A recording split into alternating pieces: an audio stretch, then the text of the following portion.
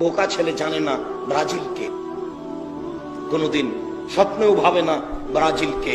ওরা হলো ইহুদি, ওরা হলো খ্রিস্টান, যাদের ব্যাপারে আল্লাহ তাআলা আমাদের নবীকে বলেছেন কোনদিন কিয়ামত পর্যন্ত, কোনদিন কিয়ামত পর্যন্ত অন্তত মুহাম্মদ আপনাকে ইহুদি খ্রিস্টান মেনে নেবে না।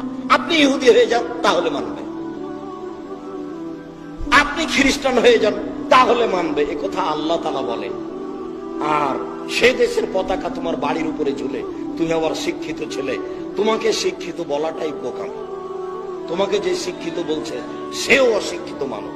কাকে শিক্ষিত মানুষ বলতে হবে এটাই তার জানা নাই। আর খেল তামাশা বাদ্যযন্ত্র ওরাই ক্রয় করে যারা অশিক্ষিত মানুষ, এই কথা আল্লাহ তাআলা বলে।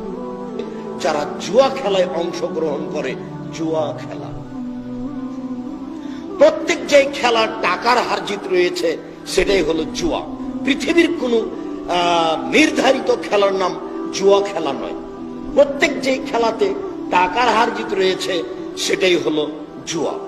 যার কারণে মাঝে মধ্যে বলেছি আপনাদের সামনে যে কেউ যদি আন্তর্জাতিক মানের খেলার গল্প যেখানে চলে, যেটা ক্রিকেট, যেটা আপনার ফুটবল, এই খেলার গল্প যেখানে চলে সেখানে বসে থাকাও হারাম।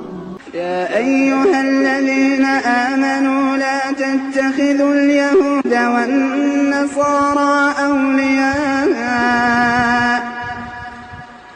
بعضهم